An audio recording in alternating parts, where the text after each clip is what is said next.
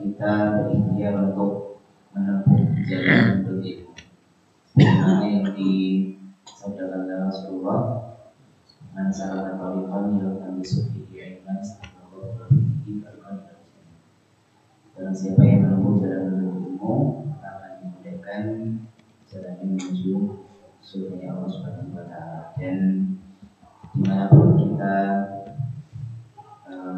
berada, di manapun majelis kita berada, kalau kita niatkan untuk Allah Subhanahu wa Ta'ala, mencari ilmu untuk menambah ilmu kita serta memperbaiki amal kita dengan ilmu itu, maka dengan izin Allah Subhanahu wa Ta'ala akan menunjukkan menuju surga Allah. Amin ya rabbal alamin. Salawat serta salam semoga kita curahkan kepada Nabi Muhammad sallallahu alaihi wasallam yang senantiasa kita rindukan pertemuannya dengan beliau, dan juga senantiasa kita nanti-nantikan syafaatnya beliau nanti. Dan apa yang kita lakukan hari ini, yang insya Allah akan kita pelajari bersama, yakni membaca Al-Quran dengan baik. Ini harapannya kita niatkan juga sebagai cara kita mengikuti Nabi Sallallahu Alaihi Wasallam. Karena apa yang kita pelajari ini tidak adalah yang disampaikan oleh beliau, yang diwahyukan kepada beliau, kemudian beliau sampaikan, beliau akan kepada kita semua. Dan dengan kita niatkan tersebut, maka semoga Allah Subhanahu wa Ta'ala izinkan kita untuk mendapatkan syafaat dari beliau Sallallahu Alaihi Wasallam. Amin ya rabbal alamin. Sebagaimana yang sebelumnya pernah kami sampaikan, bahwa insyaallah di pertemuan selanjutnya kita akan bersama-sama melanjutkan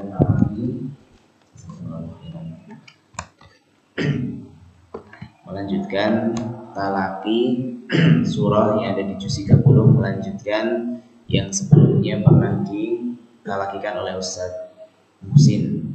Terakhir sampai Al-Mutaffifin sudah selesai atau belum? Kemudian kita ulang dari ayat satu saja biar mudah gitu ya.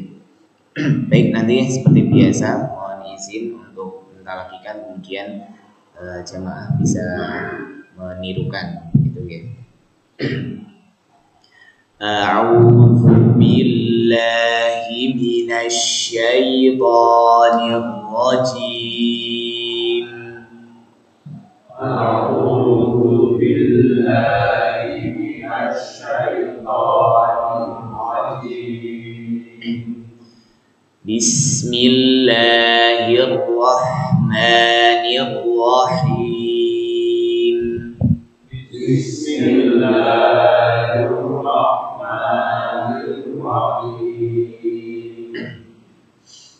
Baik, sebelum kami lanjutkan, sedikit mengingatkan bahwa ketika kita membaca Al-Quran, maka perlu kita perhatikan adalah ketika membaca huruf yang berharokat, begitu ya. Ketika kita membaca huruf yang berharokat fathah, maka mulutnya dibuka, begitu ya. Bibirnya dibuka, gitu. Jadi supaya sifat huruf maksud kami sifat dari harokat fathahnya itu bisa dibaca dengan baik, begitu. Kemudian ketika kasroh diturunkan rahangnya atau meringis, kemudian ketika dhammah memajukan bibirnya, begitu. Jadi setiap huruf yang dibaca ini sempurna sifatnya, begitu. Jadi sebagaimana tadi ketika kita membaca isti'adzah dan juga basmalah, maka perlu kita perhatikan fathahnya, kasrohnya maupun dhammahnya. Itu pun nanti membaca ayat-ayat yang ada di dalam Al-Quran. Kemudian juga terkait dengan tempo ketika membaca. Seperti tadi ketika kita membaca bismillah, maka harus kita ingat bahwa panjang dua harokat itu sama dengan 2 kali kita membaca satu huruf. Jadi ketika kita membaca satu hurufnya panjangnya sekian begitu ya, maka dua harokat panjang satu huruf itu ya dikalikan yang sekian tadi. Misalkan kita membaca huruf la gitu ya. Kan di sini Bismillahirrahmanirrahim, kita ambil yang huruf lamnya. Misalkan kita membaca la satu harokat, la gitu ya. Kalau dua harokat berarti kita ibaratkan ada dua la panjangnya segitu, la ya. Kalau kita lebihkan jadi la gitu ya. Kurang lebih panjangnya segitu, dua harokat dari dua huruf gitu. Di sini sama. Jadi ketika kita membaca Bismillahirrahmanirrahim, jadi dua harokat itu ya tadi dua ketukan. Jadi kalau misal satu huruf itu satu ketukan, dua harokat berarti dua ketukan gitu. Jadi harapannya jangan terlalu panjang gitu ya, disesuaikan dengan tempo ketika membacanya. Baik, kita lanjutkan ke ayat yang pertama.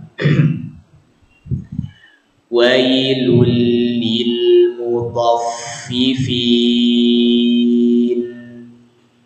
Wailul lil mutaffifin. Wailul lil mutaffifin. Wailul lil mutaffifin. Baik. Karena di sini hurufnya hampir-hampir sangat berdekatan. Ini biasanya kita membacanya barangkali terlalu terburu atau ikhtilas begitu. Jadi harapannya kita tetap memperhatikan setiap hurufnya supaya bisa terbaca maksimal. Jadi di sini misalkan mutaffifin, maka harus kita perjelas masing-masing hurufnya. Wailul lil mutaffifin. Jadi satu-satu. Mim, to, fa sampai seterusnya gitu. Jadi jangan terlalu cepat. Misalkan wailul lil mutaffifin, sifatnya kurang gitu. Jadi mim disempurnakan dhammahnya, kemudian to ditebalkan dan juga dibuka rahangnya, kemudian fa juga sifatnya rokhawahnya, fa-nya juga harus ditegaskan begitu ya, supaya sifatnya bisa dibaca dengan maksimal. Kita baca sekali lagi. Wailul lil mutaffifin. Wailul lil mutaffifin. Ketika membaca lin, jadi di sini ada waw fathah bertemu dengan ya sukun, itu lin. Itu membacanya sebagaimana yang sebelumnya kami sampaikan 50-50. Jadi ketika membaca wai itu jangan terlalu cepat atau terlalu banyak ya-nya, atau jangan terlalu lambat terlalu banyak wawnya. Misalkan yang terlalu cepat wailul, wai itu terlalu cepat. Atau kalau terlalu lambat wailul. Jadi ya-nya cuma keambil sedikit gitu. Harapannya ini 50-50 membacanya. Jadi wailul setengah-setengah begitu ya. Jadi terbaca semuanya, tidak terlalu cepat dan juga tidak terlalu lambat. Kita baca sekali lagi. Wailul lil mutaffifin. Wailul lil mutaffifin. Kemudian huruf mim ini memang huruf khoisyum atau huruf hidung. Namun ketika berharokat harapannya tidak masuk ke dalam hidung. Itu ya, sebagaimana yang sudah kita pelajari sebelumnya. Cara mengeceknya ketika kita baca huruf mimnya berharokat, itu tidak masuk hidung, kita tutup hidung kita, begitu nggih, supaya mengecek apakah masuk hidung atau tidak, begitu.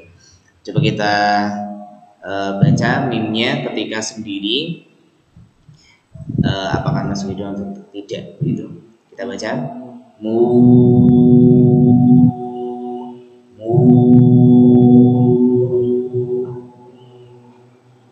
Kalau yang masuk hidung berarti mu, gitu nggih. Itu masuk hidung. Tapi kalau tidak, maka ditutup hidungnya, tidak bermasalah, gitu. Seperti itu. Dan ini perlu diperhatikan.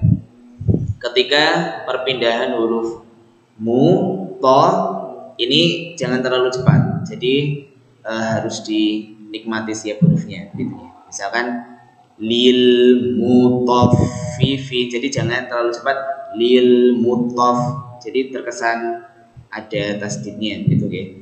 Nanti kita coba bersama.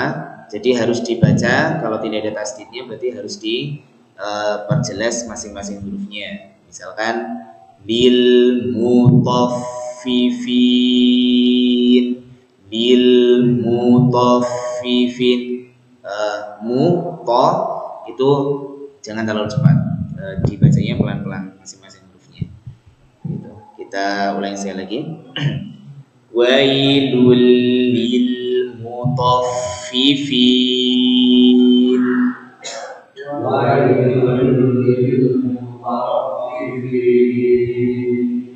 Oke. Tadi huruf mim, kemudian huruf to-nya.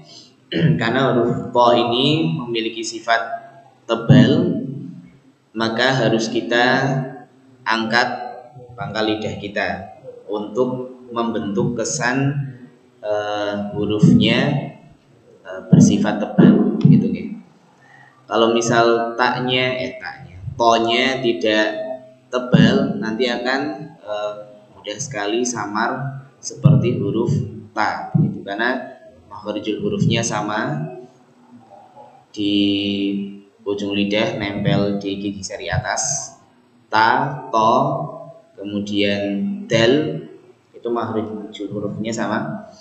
Namun yang membedakan ini sifatnya tebal, sehingga harus kita angkat pangkal lidahnya supaya bisa membentuk huruf to. Kita coba bersama-sama. Tadlitu bato. Tadlitu bato. Gitu. Jadi tebal. Kemudian posisi bibirnya jangan monyong atau jangan terlalu membentuk huruf O, karena to di sini berharokat fathah, begitu nih. Jadi semua huruf yang berharokat fathah maka bibirnya harapannya sama, gitu nih. Jadi ketika membaca to dengan membaca a itu sama bentuk bibirnya. Gitu. Yang membedakan tadi misalkan tempat keluar hurufnya, kemudian sifatnya. Namun kalau berharokat fathah maka rahangnya dibuka, gitu. Kemudian huruf fa-nya tadi juga sifatnya harus diperhatikan supaya fa-nya ini hembusannya bisa terdengar, gitu. Apalagi di sini fa-nya bertasdid, maka harus ditahan, begitu. Misalkan wailul lil mutaffifin. Jadi ketika fa yang pertama mutaffifin ke fa yang kedua itu dengan hembusan yang baru, gitu ya. Jadi jangan pakai sisa hembusan. Misalkan mutaffifin, fa yang keduanya malah jadi melemah, begitu ya. Jadi sama hembusannya kita perjelas, begitu ya. Kita powernya lebih dikeluarkan, gitu, untuk membaca huruf-huruf rokhawah supaya mengalir udaranya, gitu. Mutaffifin. Jadi fa yang pertama dan kedua sama-sama sifatnya sempurna gitu. Kita baca sekali lagi. Wailul lil mutaffifin. Wailul lil mutaffifin. Oke, baik. Ini mengingatkan juga karena ini akhiran atau mad arid di sukunnya ini juga huruf nun, maka jangan buru-buru menutup kedua bibir begitu ya. Jangan buru-buru mingkem supaya huruf nunnya terbaca jelas gitu. Kemudian ayat selanjutnya alladzina idzaktalu 'alan nasi yastawfun. Alladzina idzaktalu 'alan nasi yastawfun. Alladzina idzaktalu, huruf kaf alladzina idza. Sebelum huruf kaf kita ke huruf zal dulu. Huruf zal ini makhrajul hurufnya ada di ujung lidah, kemudian bertemu dengan gigi jari bawah. Jadi kita gigitkan begitu ya lidah kita supaya bisa membentuk huruf zal. Jadi jangan malu-malu begitu ya, bisa dijulurkan lidahnya tapi jangan terlalu banyak juga. Ujung lidahnya saja. Al-zazidu. Kita coba bersama-sama ya. Zazidu bad.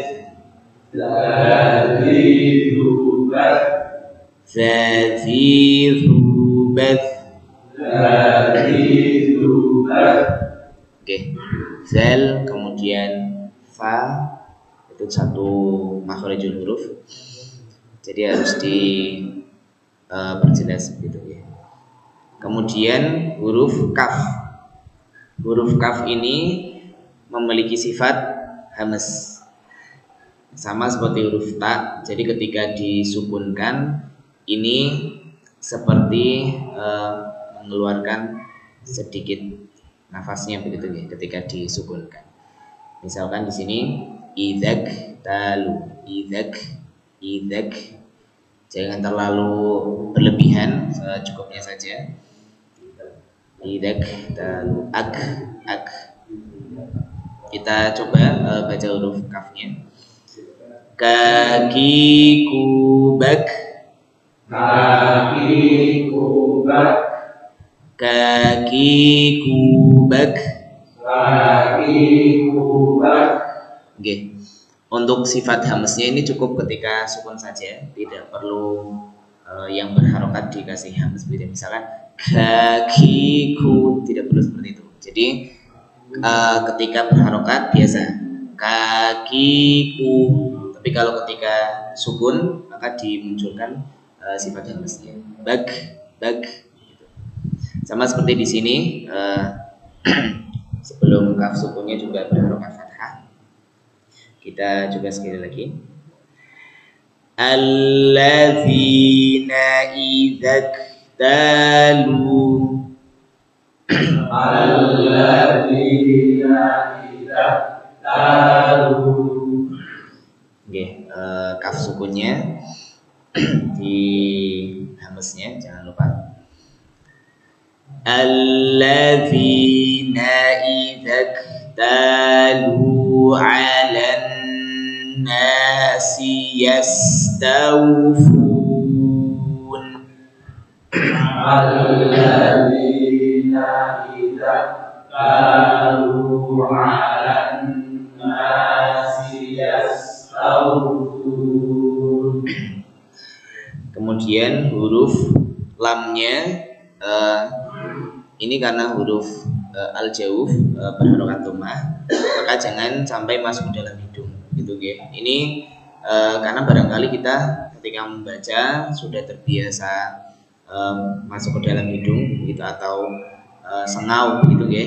Ini harapannya bisa dihindari ketika membaca huruf-huruf yang tidak atau ketika dikeluarkan melalui rongga mulut gitu ya, udaranya gitu. Seperti huruf lam ini. Jadi khawatirnya masuk ke dalam hidung, misalkan lung gitu ya, kan masuk ke hidung. Harusnya lu idzak talu. Kita rasakan suaranya itu ada di depan mulut kita. Idzak talu. Jadi ketika kita merasakan ada di depan itu insya Allah keluarnya dari rongga mulut, tidak dari rongga hidung gitu. Kalau dari hidung kan terasanya ada di hidung gitu ya. Kemudian huruf ain ini ya harus kita, karena tidak seperti huruf tidak terbiasa di logatnya orang Indonesia begitu. Jadi harus kita pelajari huruf ain ini. Coba kita huruf ain kita baca bersama-sama. Ai'uba,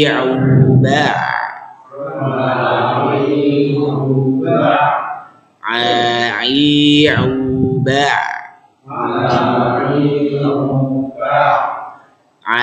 ai'uba. Oke, kurang lebih seperti itu. Jadi kita tarik, ada kerasa nggih di tenggorokan nggih. Kemudian alan nasi yastawfun, huruf sin, insyaallah huruf nun bisa. Huruf sin ini memiliki sifat rokhawah, sama ketika kita tadi membaca huruf fa, kita hembuskan. Ketika membaca huruf sin juga harus kita hembuskan juga gitu. Jadi misalnya di sini alan nasi yastawfun. Jadi setiap hurufnya dimaksimalkan sifatnya begitu. Di huruf sin ini ada sifat rokhawah juga, mengalir udaranya di gigi sari bawah huruf sin. Jadi makhrajul hurufnya ujung lidah bertemu gigi sari bawah. Huruf sin, huruf zai, kemudian huruf shad juga sama makhrajul hurufnya yang membedakan sifatnya. Kalau huruf sin ini sifatnya rokhawah atau mengalir udaranya, jadi harus dihembuskan. Jadi terasa hembusannya di ujung lidah, nempel di gigi sari bawah, ada di situ hembusannya.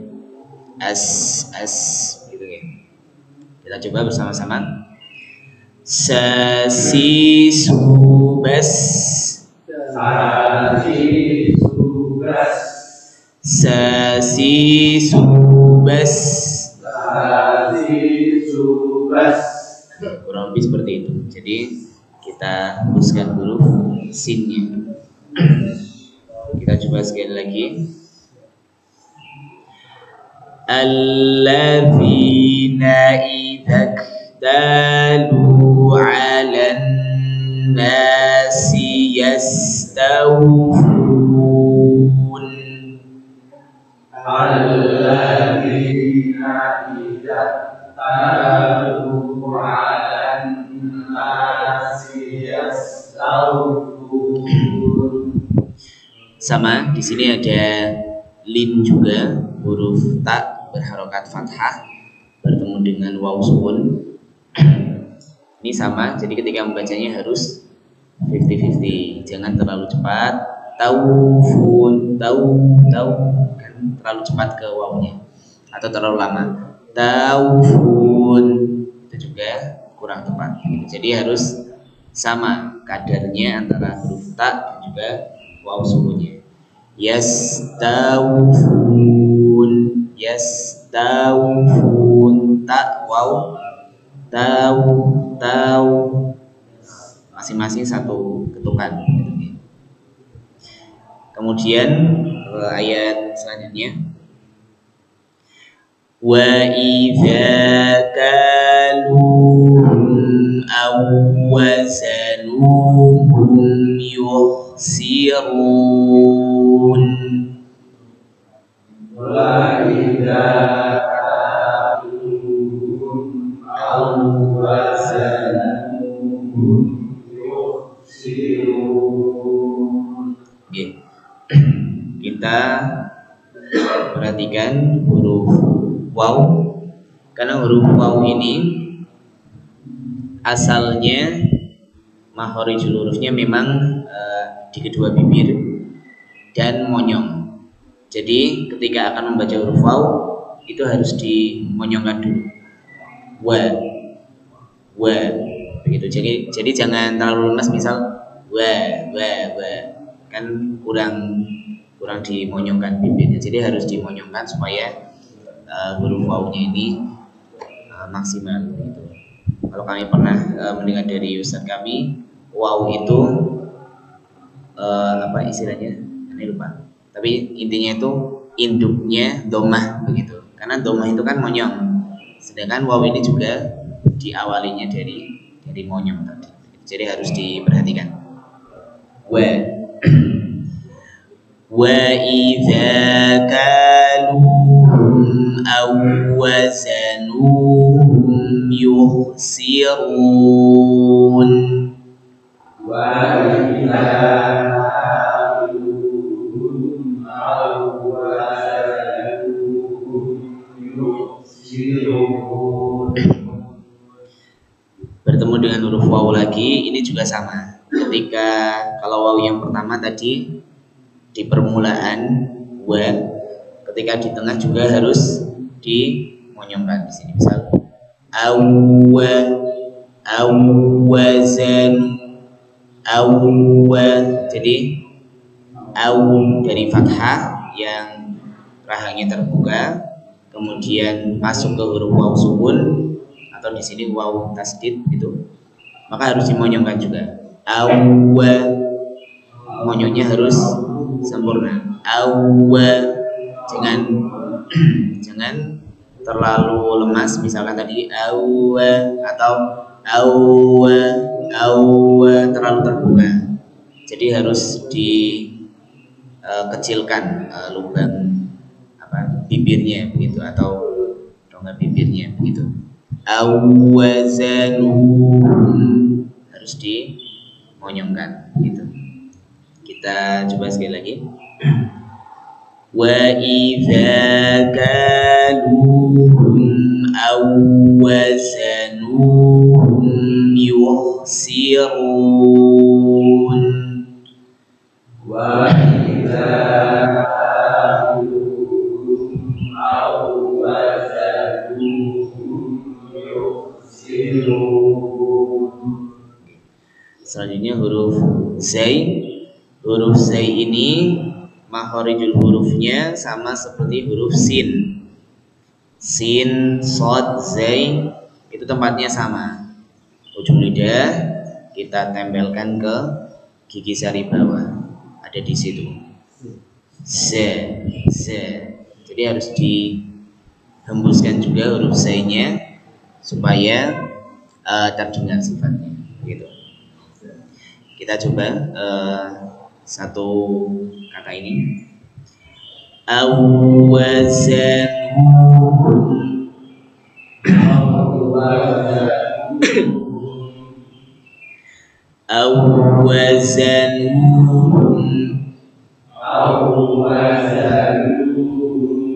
Oke, jadi harus dibaca hurufnya satu persatu, diberikan haknya masing-masing hurufnya. Kemudian sama, ini di sini ada huruf nun, nu gitu ya. Harapannya ini tidak masuk dalam hidung, ya. Kalau tadi di ayat pertama ada mu lil mutaffifin, kalau di sini awazanu, nunya kita coba supaya tidak masuk ke dalam hidung, begitu ya. Misalkan nu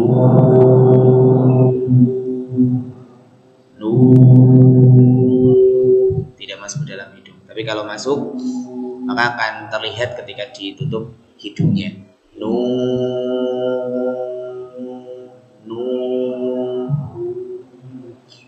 Itu harapannya tidak masuk dalam hidung karena keluarnya dari rongga mulut.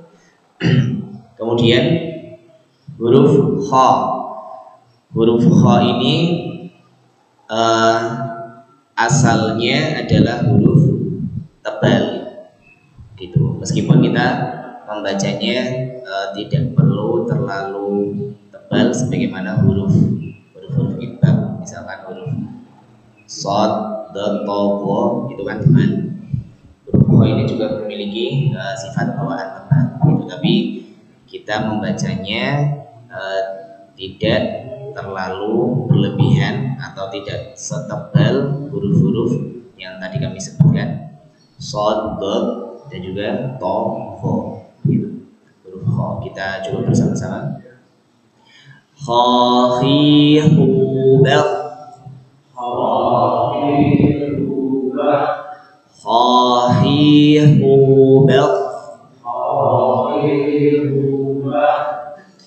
Ketika di dhammah ini akan terlihat perbedaannya dengan huruf H. Kalau kita bisa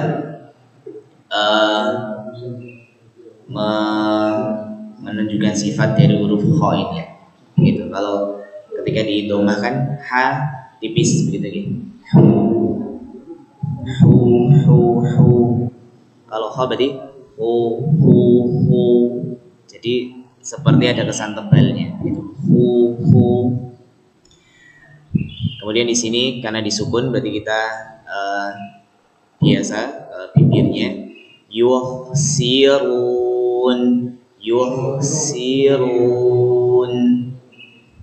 Oke, coba kita coba sekali lagi. Yuhsirun.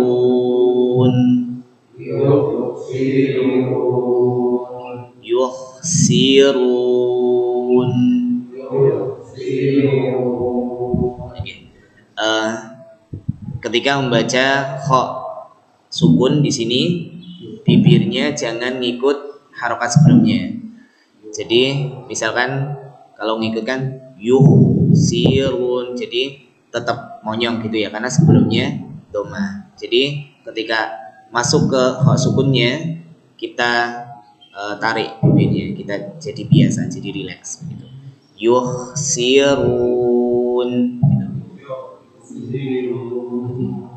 yuhsirun.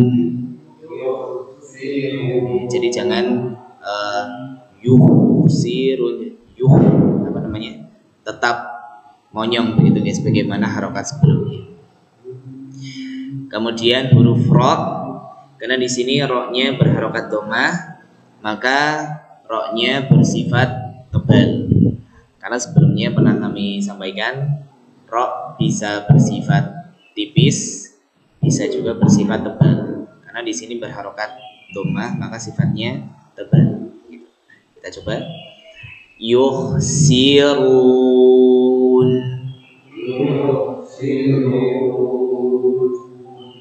Coba kita bandingkan ketika kita membaca ra-nya tipis dengan yang ra-nya tebal. Misalkan ru itu tebal, tapi kalau tipis ru. Yuhsiru itu tipis karena pangkal lidahnya tidak naik ke atas. Jadi harus ditebalkan, pangkal lidahnya dinaikkan supaya membentuk sifat tebal. Ru. Kita coba bersama-sama. Radirubar.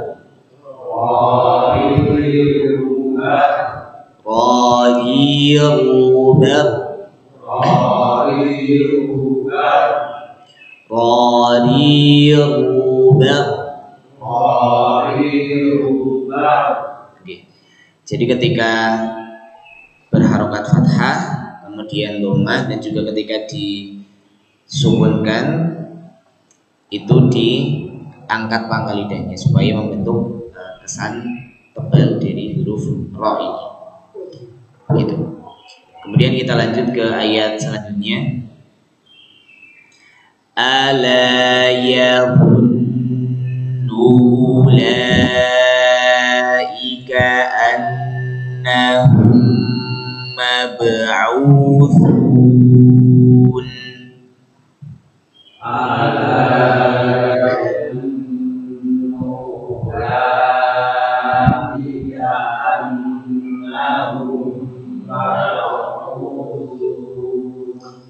Oke, kurang lebih seperti itu. Jadi kita perhatikan masing-masing hurufnya.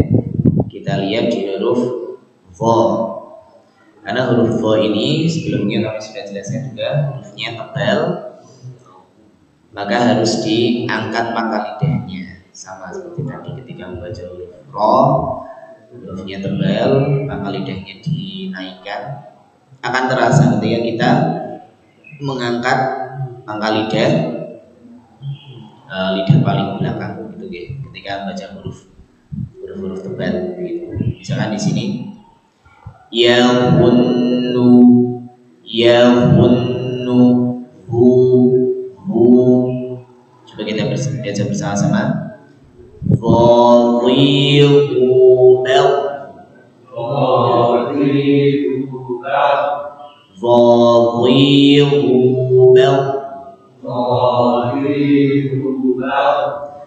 Oke, kalau kita membacanya tidak mengangkat pangkal lidah, nanti jatuhnya seperti huruf zal. Karena makhraj hurufnya sama. Zal, vo, fa itu sama-sama di ujung lidah bertemu dengan gigi sari bawah, dijulurkan lidahnya gitu. Tapi yang membedakan huruf vo ini sifatnya tebal, maka harus disertai dengan diangkatnya pangkal lidah supaya bisa menunjukkan sifat tebalnya. Kemudian di sini pada kata ulaika wawunya ada sifarnya. Kalau di mushaf Madinah ini ada tanda ondol-ondol begitu. Itu sifar atau dibaca pendek begitu. Kalau di mushaf Indonesia sepertinya tidak ada tandanya, kosongan begitu. Jadi ini dibaca pendek. Biasanya di kata-kata ulaika, uli ataupun yang selainnya, ulul albab itu sama, ada wawunya yang tidak dibaca wawunya, jadi hanya tambahan saja. Kemudian huruf mim di sini bertemu dengan mim ini dinamakan hukum idgham mithlain, atau istilahnya bisa kita baca idgham mimi begitu ya. Karena mim sukun bertemu dengan mim. Ini harus ditahan ketika membaca. Jadi jangan terlalu cepat. Misalkan annahum mab'utsun.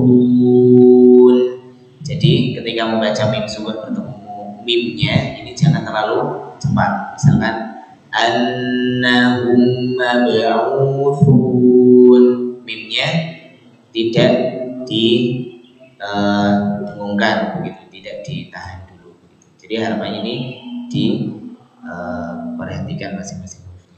Mungkin itu sementara sampai ayat 4 dulu. Insyaallah akan disambung di pertemuan selanjutnya. Mari kita akhiri dengan membaca adalah istighfar dan doa kafaratul majlis. Alhamdulillahirabbil alamin. Astaghfirullahalazim. Subhanallahumma wa bihamdika asyhadu an la ilaha illa anta astaghfiruka wa atubu ilaik. Kurang lebih mohon maaf, kami akhiri. Wassalamualaikum warahmatullahi wabarakatuh. Waalaikumsalam.